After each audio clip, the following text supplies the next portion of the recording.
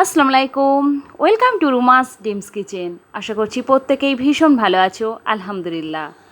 Happy teachers day জানাই সবাইকে, specially আমার মাকে, কারণ আমার হাতে খড়ি আমার মা, তাই হ্যাপি টিচার্স ডে মা। শুরু করছি কলমি শাক দিয়ে মাছের ডিম। তো তার জন্য লাগবে কলমি শাক, এইভাবে কুচিয়ে রেখেছি। মাছের ডিমটাকে সামান্য নুন হলুদ দিয়ে বয়েল করে রেখেছি। একটা পেঁয়াজ কুচিয়ে রেখেছি। একটা বড় সাইজের আলু এইভাবে কিউব করে নিয়েছি। আর লাগবে কাঁচা লঙ্কা। ব্যাস এই কটা জিনিস দিয়েই বানিয়ে নেব আজকের কলমি শাক ডিমের রেসিপি। গ্যাস ওভেন অন করে নিলাম। কড়াই বসিয়ে নিয়েছি।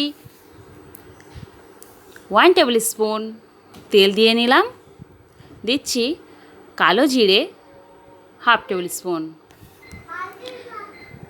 এবার কাঁচা লঙ্কা দিয়ে দিচ্ছি এইভাবে একটু ফাটিয়ে। ঝালটা যে যার স্বাদ মতোই দেবে। 1/2 টেবিল স্পুন হলুদের গুঁড়ো তেলের উপরেই দিয়ে দিলাম। 1/2 টেবিল স্পুন 5 ফোড়ন গুঁড়ো তেলের উপরেই দিয়ে দিলাম। আর দিয়ে দিলাম পেঁয়াজ কুচোনো। এইভাবে নাড়াচাড়া করে ব্রাউন কালার করে নিতে হবে।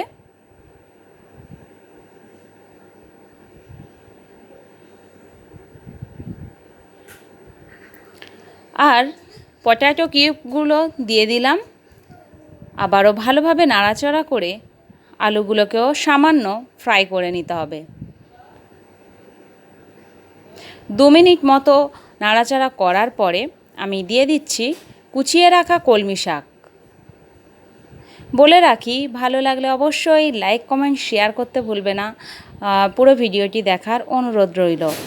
পরিমাণ মতো নুন দিয়ে আবারও ভালোভাবে নাড়াচাড়া করে নিচ্ছি। নুনটা যে যার স্বাদ মতোই দেবে, তাই পরিমাপটা বললাম না। 2 মিনিট মতো নাড়াচাড়া করার পরে আমি দিয়ে দিলাম 1 কাপ মাছের ডিম, যেটা সামান্য নুন হলুদ দিয়ে বয়েল করে রেখেছিলাম। এবার ভালোভাবে এটাকে কষিয়ে নিচ্ছি আরও মিনিট 4 মতো।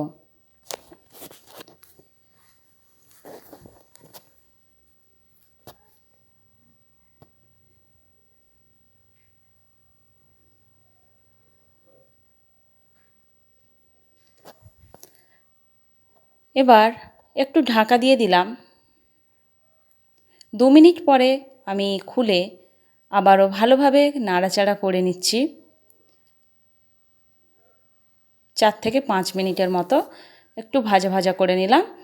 এবার পরিমাণ মতো পানি দিয়ে নিচ্ছি, যাতে করে আলুটা সেদ্ধ হয়ে যায়।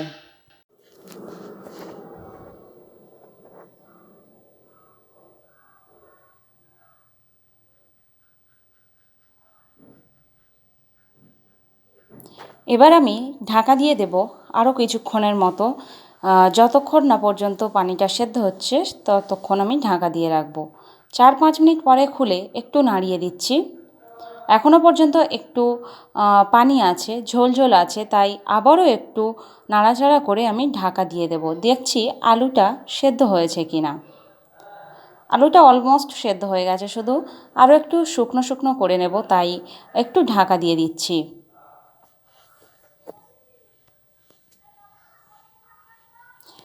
মিনিট 4 পরে খুলে নিলাম।